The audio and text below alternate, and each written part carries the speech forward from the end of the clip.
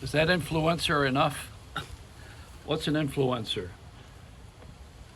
Because we are so separated, and because there is no one directing the traffic, and because we don't have anybody who's really giving us the guide that we need to have, the guidance we need to have, we need to elect a president like Yoda.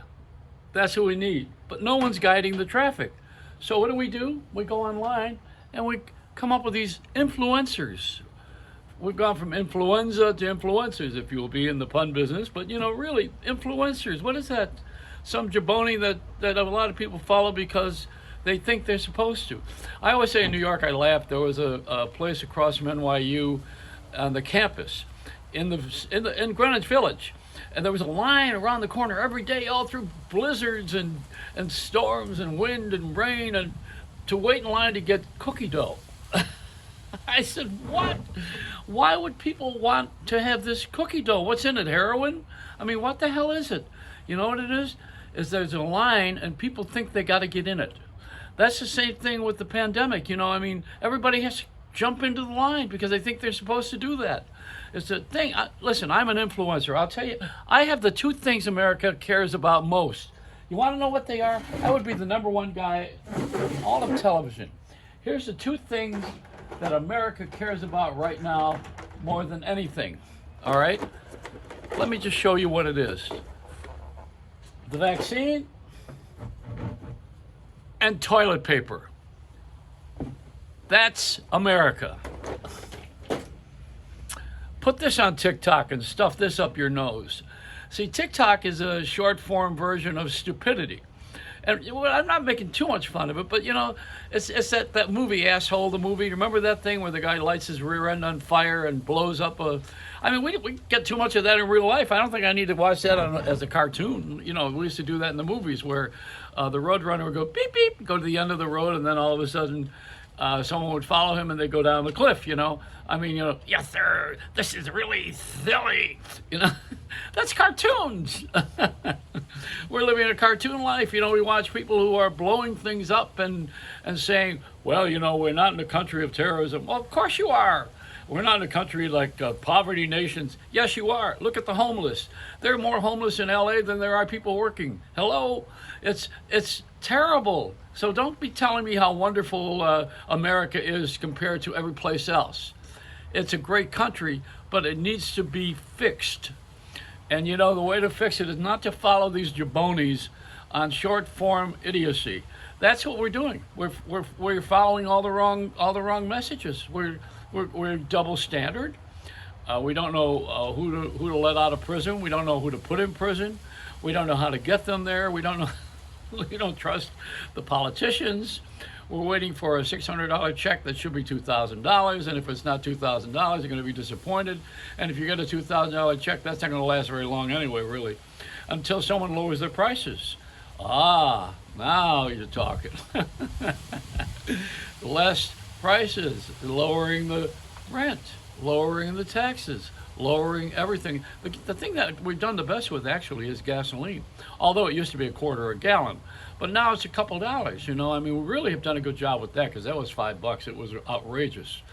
So but nobody talks this way on TV. They don't. You know why? Because the 12 people who own all the television are not like me. They don't think the way I do. They're selfish pricks. They only care about themselves, and they have made themselves a very nice living. They live in the suburbs in a nice white guarded gate community.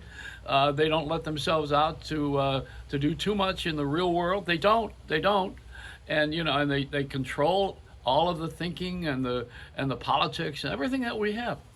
Why do I talk like this? Because it's true, and I'm older and I'm going to die. We're all going to die. I hope not today, but you never know.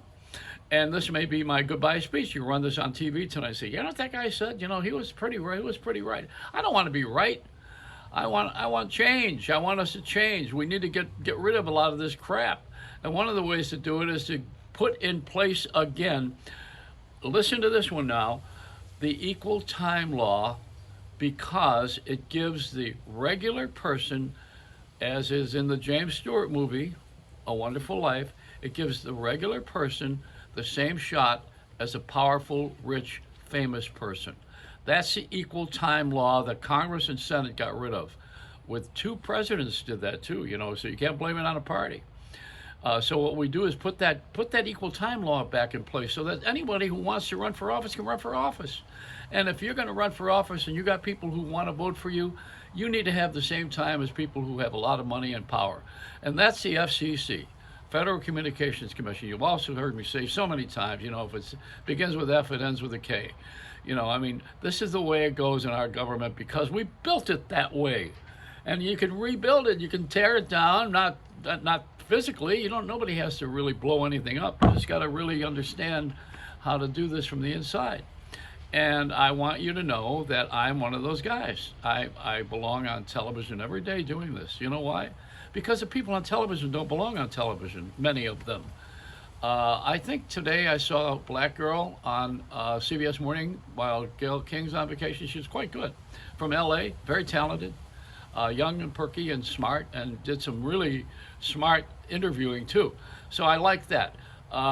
George Stephanopoulos' wife, who's on with the talentless Ryan Seacrest, she's quite good.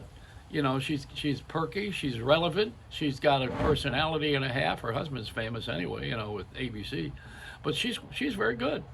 There are a lot of good young people that belong on the air, on radio and television, and that's what we need to do. They don't have to be young, they just have to be relevant. And then you'll have leadership. And when you have leadership, then everybody won't be all over the map like we are right now. Even my conversation, which is all over the map. Why? Because there's so many issues. That's why. We got more issues than Reader's Digest used to. This is unbelievable how we have come to this place, and nobody wants to really address the core of it. The core of it is that we have to change. And one of the beginnings would be to lower the rent. How about that? Boy, that's a thought, huh? Lower the taxes for businesses, of course. Now I'm going to sound like a politician, but I don't want to sound like a politician. I really don't. I want us to know that I want you to know that I am dedicated to what I'm talking about, and I'm working on it. And I think that I don't want to be in office. I'm not running for office. I don't want to be an influencer. Don't give me that crap. Just do what's right for your family and yourself. And stay true to your profession. To thine own self be true. Shakespeare said it in the 15th century. If there was a Shakespeare, look at history. It's a Joey Reynolds rap.